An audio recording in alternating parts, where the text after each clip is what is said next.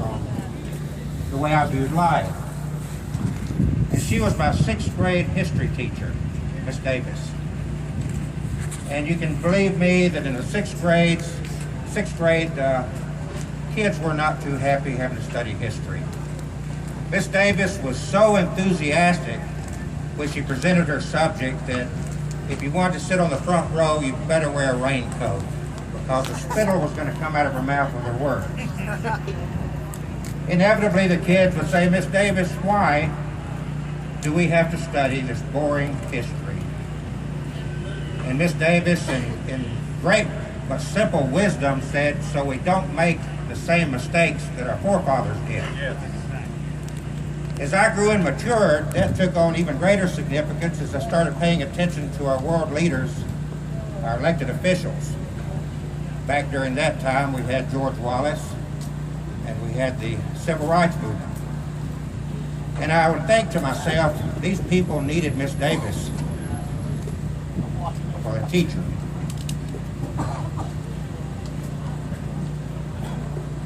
Sadly, our nation's leaders, from national leaders to our, I hate to say it, but our bigoted leaders here in Alabama, and throughout the South, they continue to make the same ignorant, stupid decisions that they've made in centuries, not just decades, but in centuries past. They've never studied history, they've never learned anything from history. So our nation, as a result of that, has enjoyed a total of less than 20 years of no conflict in our history. We have been in constant conflict with somebody on this planet for the majority of our history. If we look back to the west here, not far from us is a town called Selma, Alabama. All around the world you mention Selma, and that's known for civil rights movement. The racism that was prevalent, and unfortunately still is prevalent in Alabama, because even being against homosexuals and gays is a form of racism. What you do in darkness? The marches that took place over that bridge, and that is what we think of when we hear the name of Selma. In that same town, there's a little known fact about Alabama that for some reason they don't want to teach in our history books. And once I tell you this story, you'll begin to understand why you didn't learn this in public school in Alabama. There have been 47 vice presidents in all of America's 238 years, spanning from John Adams to Joe Biden. But only one of these vice presidents called Alabama home. That was one William Rufus Devane King. And I bet few, if any of you, ever heard of that name. King, first of all, Alabama became a state in the year 1819, and Rufus King was tapped to help write the Constitution of this state. He went on to serve 4 terms as U.S. Senator, representing Alabama in Washington. He was appointed the U.S. Minister to France by President John Tyler. He was noted for his oratory, and perhaps best known for wearing long wigs. One Alabama historian called him tall, prim, wig top, mediocrity. President Andrew Jackson called him Miss Nancy. And others, of course, mocked him. Our 15th President of the United States, James Buchanan, who, like King, remained unmarried all his life, lived with King for 15 years. So close was their relationship that even the postmaster in D.C. referred to them as Buchanan and his wife. And I think you know where I'm going with this story. The highest elected official ever from Alabama was a homosexual. And he was sworn into office while he was in Cuba seeking health care. and he's buried in that mausoleum over in Selma, Alabama. It's a very small little mausoleum. When you enter the Live Oak Cemetery, the main entrance, there's a little mausoleum off to the right. It's nondescript, and a very little plaque describes who he was. But if you do an internet search, you're going to be shocked to see who the highest elected official was from Alabama, known for wearing wigs, known as Miss Nancy. Kind of reminds you of somebody that helped promote these events here, doesn't it? Thank you. That is a compliment. The Senate Historical Office describes the two, King and Buchanan, as the Siamese twins. So there lies the highest elected official ever from Alabama.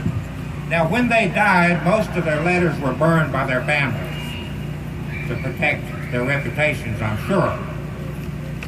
But there was no question that our highest ranking official that ever from this state was a closeted homosexual that also helped to draft the Alabama Constitution. And there's no doubt that Roy Moore and our conservative clergy of this state has no clue as to history.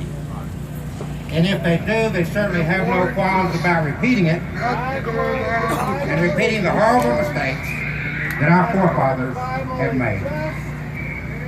Equality is not just about same-sex marriage. People my age know that for real. We've had this fight, especially in Alabama and in the South, for decades.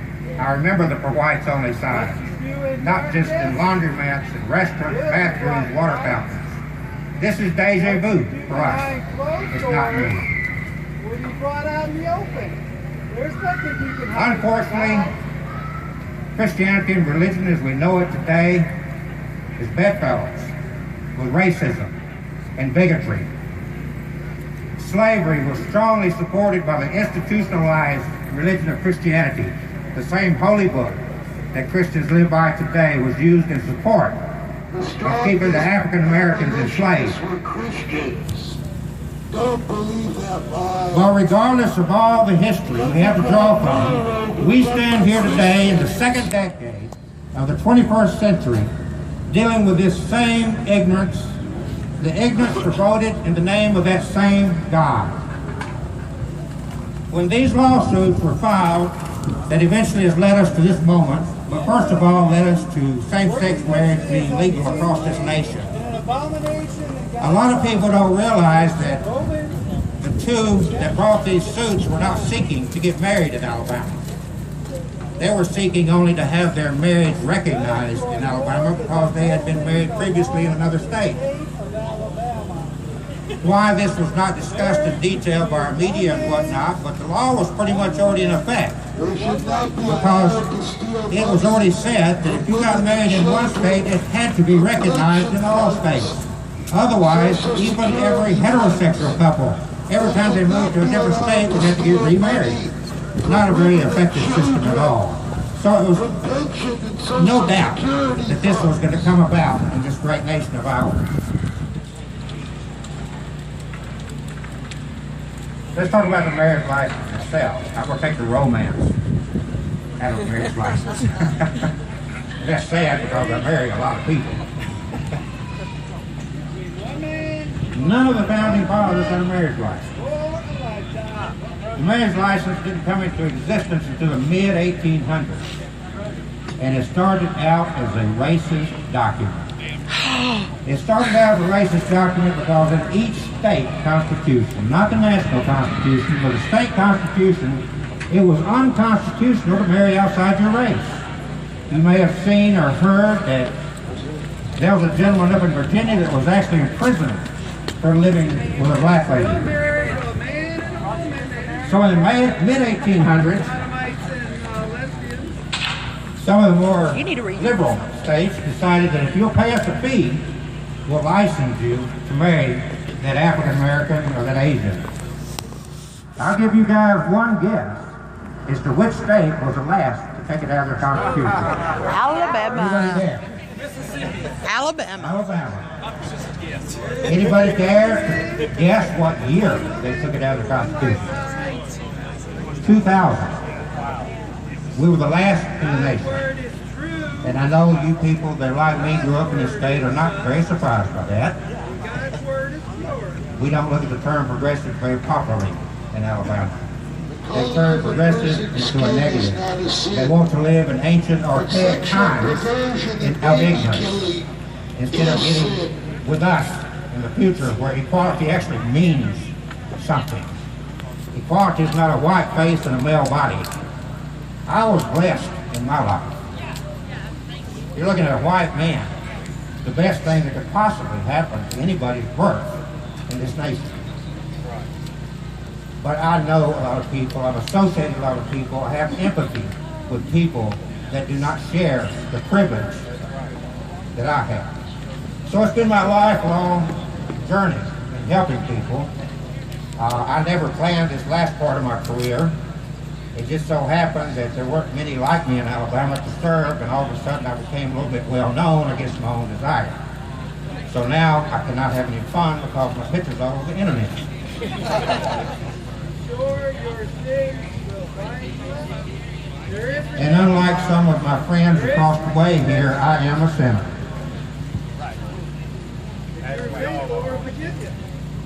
So let it be known that our nation is a secular nation. No mention of the Bible, no mention of Jesus or the Ten Commandments is found anywhere in our founding documents. Nowhere to be found. Our nation's Constitution allows that no religious test be given to any elected official. What does that tell you? It tells you that we keep our religion out of our government. Yet in reality, such a test exists, and we're experiencing that test that has been placed upon our elected officials. As the likes of Roy Moore get so much support in Alabama from people that would like to turn this into a theocracy. I don't know of too many that really think about it that want to live under a theocracy. It didn't look good in Iran, didn't look good in Afghanistan, but we still want our moral police. At least some do. I, for one, am not with them. I'm for freedom. At most, when it comes to homosexuality, and this is a stretch, but I'll play devil's advocate for a moment. At most, the Bible condemns man lying with man. It's interesting that it's okay for a woman to lie with a woman. And I guess that's why most men like to be voyeurs when that takes place.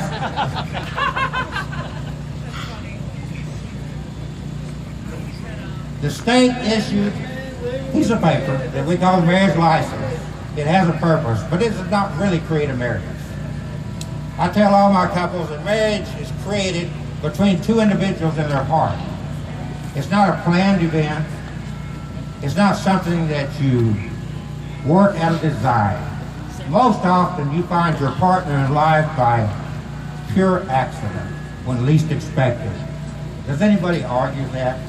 No. Anybody that's had a relationship, do you argue the fact that you found the one you love when you did not look for it, when you did not expect it? When a man and a woman get married, you're going to hell.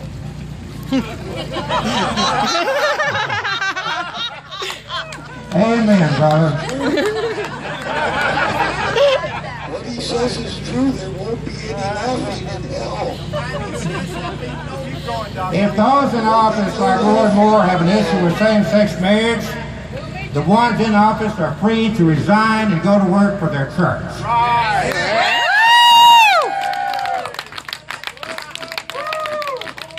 They need to find a position that better suits their conscience and stay out of our conscience. We, the citizens of Alabama, are no longer going to stand down. We're going to stand up. We're not going to allow ourselves to be intimidated or pushed to the back seat of the bus and denied a seat at the seat of a counter of equal rights.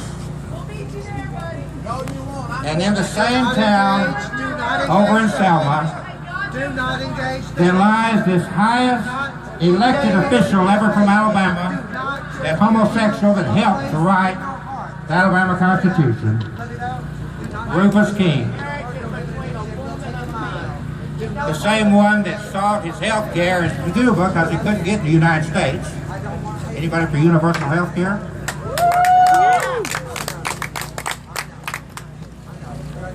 Rufus King should be enshrined in our history, and Roy Moore should be taken out of our history.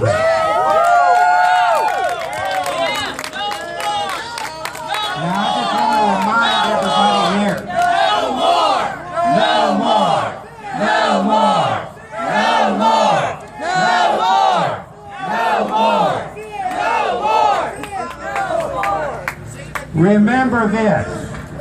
Roy Moore has his supporters. If he's taken out of office, our fight is not done. Because there are hundreds, if not thousands, I'm sure, here in Alabama that agree wholeheartedly with him. And there are even some that wish he would crack down harder. So you can't give up. We got to fight. And remember, equality means that you have to allow people to do something that you may detest. So get over it. Thank you.